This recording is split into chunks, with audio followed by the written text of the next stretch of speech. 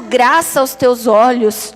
Rogo-te que me faças saber o teu caminho, e conhecer-te-ei para que ache graça aos teus olhos, e considera que esta nação é o teu povo. Então Deus diz: irá a minha presença contigo para te fazer descansar. Porque a presença de Deus, ela traz em nossa vida o descanso. A presença de Deus, ela nos traz a paz. A presença de Deus, ela nos traz o refrigério. É pela presença de Deus que quando nós assumimos um altar para pregar, aleluia, eu posso ficar tranquila, porque se a presença de Deus estiver aqui, ela operará tudo. Aleluia, oh glória. Quando nós vamos louvar ao nome do Senhor, e a presença está na nossa vida, nós não precisamos nos preocupar, porque a presença, ela vai fazer o que precisa ser feito. Aleluia. E então Moisés responde ao Senhor dizendo: se tu mesmo não fores conosco, nem nos faças subir daqui. Aleluia. E você parou para entender detalhadamente o que Moisés quis dizer? Aonde eles estavam? No deserto, rumo à terra prometida. E aí ele diz a Deus o seguinte: se tu mesmo não fores conosco, não nos faça subir daqui. Ou seja, ele está dizendo: Senhor, nós podemos estar aqui no deserto, mas ainda este deserto será melhor que a terra prometida, se aqui a tua presença estiver conosco. Aleluia, eu abro mão de tudo, eu só não abro mão, Senhor, da tua presença. Quantos estão preparados para abrir mão de tudo e preservar a presença? Quando lá no colégio, lá na escola, na faculdade, no trabalho, você e eu somos confrontados pelo pecado, é melhor, Senhor, eu ficar aqui quietinho. É melhor, Deus, muitas vezes eu ficar aqui só, mas com a tua presença. E você precisa entender o valor dessa presença na sua vida, assim como Moisés entendeu. Assim como quando Deus disse: vai ir a minha presença, ele diz: é Deus, porque se a tua presença não for conosco, nós não queremos ir a lugar algum. Nós não queremos ir a lugar algum sem que o Senhor esteja conosco. Como, pois, se saberá agora que tenho achado graça aos teus olhos, eu e o teu povo? Acaso não é por andares tu conosco, de modo a sermos separados, eu e o teu povo, de todos os povos que há sobre a face da terra? Moisés diz: Senhor, a diferença que há entre nós e os demais povos é justamente pela tua presença estar conosco, por o Senhor estar andando em nosso meio. Ou seja, por isso que nós atravessamos o Mar Vermelho. Não é porque nós somos superpoderosos, aleluia, não é porque nós somos os maiorais, mas é porque a tua presença estava conosco. Ela fez o Mar Vermelho se abrir. A presença de Deus estava com eles. E havia nuvem de dia e coluna de fogo à noite. O que era isso? Era a presença de Deus. Aleluia. Porque é ela que traz o sentido, é ela que traz o significado. Você já imaginou um culto sem a manifestação da presença de Deus? Você já imaginou uma oração na qual você não sinta a presença de Deus? Um louvor no qual você não consiga sentir o impacto da glória de Deus? Que coisa mais vazia, que coisa mais morta. Aleluia, por isso que nós temos de buscar a presença de Deus para a nossa vida, para que a nossa pregação tenha unção, para que o nosso louvor tenha unção e toque e mova, para que nós consigamos resistir ao mundo, resistir ao pecado, resistir ao diabo. é ter a presença de Deus na nossa vida.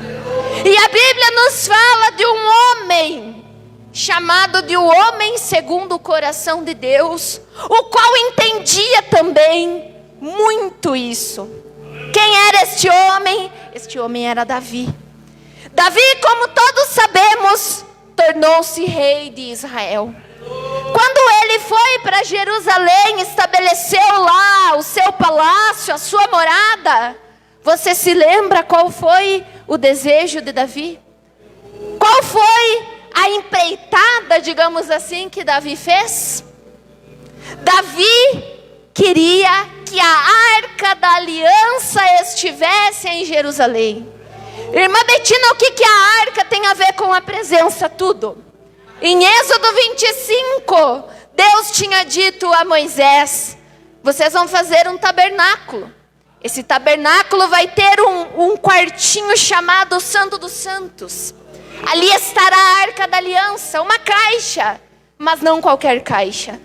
Porque acima daquela caixa, da tampa daquela caixa, que era de madeira, revestida de ouro por dentro e por fora, a minha presença vai se manifestar. Aleluia. Pode adorar, pode glorificar, pode exaltar. Tem presença de Deus aqui neste lugar. Aleluia. Ali naquela tampa daquela arca, descia a Shekinah de Deus. Se manifestava a presença do Todo-Poderoso. Tanto é que naquele lugar só o sumo sacerdote entrava uma única vez no ano.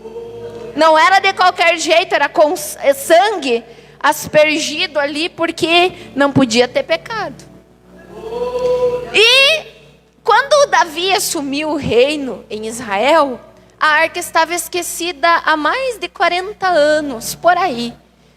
A arca tinha sido tomada nos tempos do sacerdote Eli. Quem se lembra de Eli, que quando levaram a arca, trouxeram a ele a notícia, e aí nasceu um dos seus netos e levou o nome de Icabô, porque foi-se a glória de Deus, porque a arca tinha sido levada.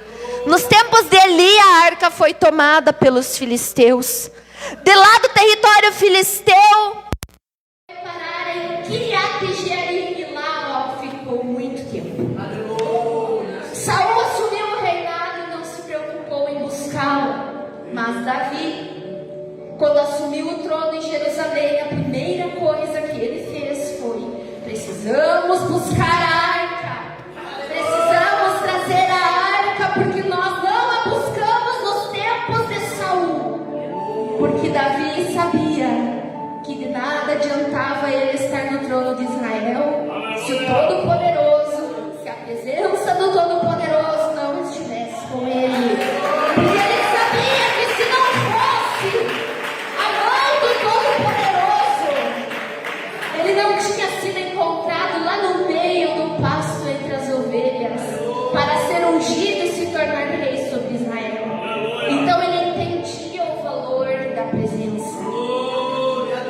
Davi então faz toda uma preparação. Vamos tomar um carro novo, que ainda não foi usado em trabalho nenhum. Era na verdade uma carroça puxada por animais, mas era o que se tinha na época.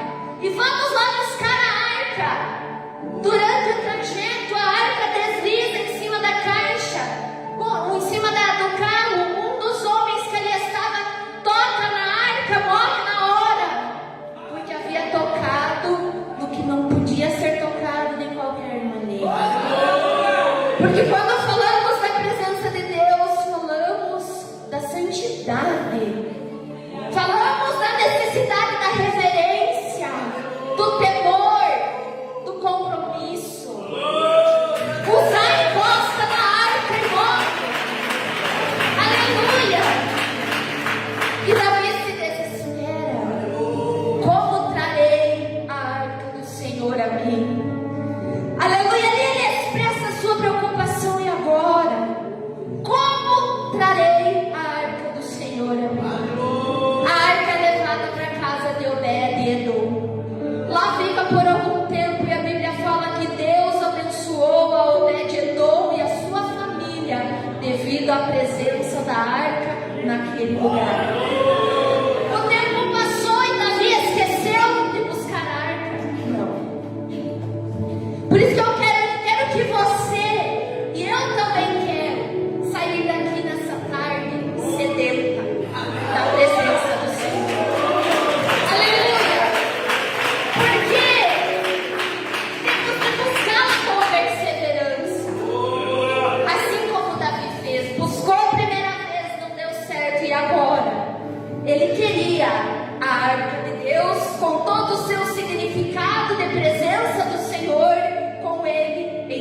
Jerusalém.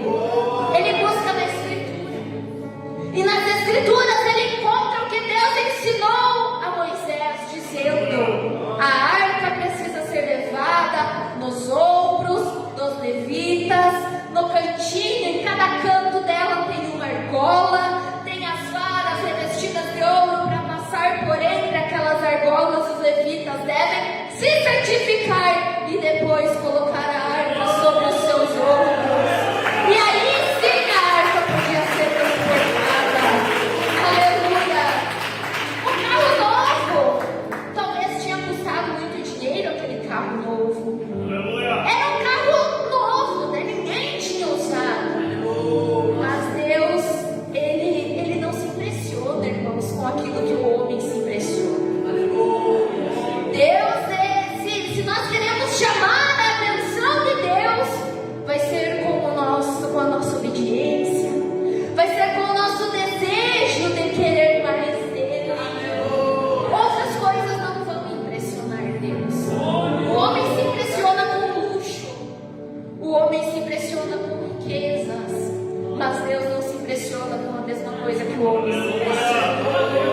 Aleluia! Para carregar a arca precisava santificação e seguir a ordenança. Quando Davi olhou para a ordem de Deus, ele disse novamente ali a sua comitiva: vamos novamente buscar a arca, porque nós não a buscamos da primeira vez como deveria ser.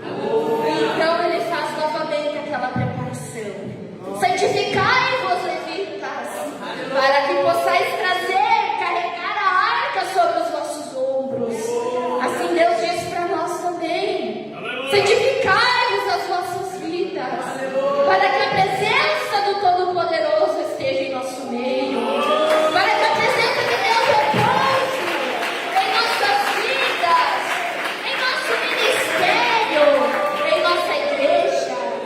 Aleluia! Chega a comitiva de Davi, pega a arca. A Bíblia não dá muitos detalhes, apenas de que eles fizeram segundo a ordenança, e começa aquela marcha rumo a Jerusalém. E a Bíblia registra que Davi se alegrava com todas as suas forças, adentrando em Jerusalém. Aleluia! Trazendo consigo a arca de Deus. Ela não mais estava esquecida lá num canto qualquer, não. O lugar da presença de Deus era junto com ele em seu trono. E na nossa vida, irmãos, quando subimos uma posição ministerial ou financeira, seja ela qual for, continuamos valorizando a presença de Deus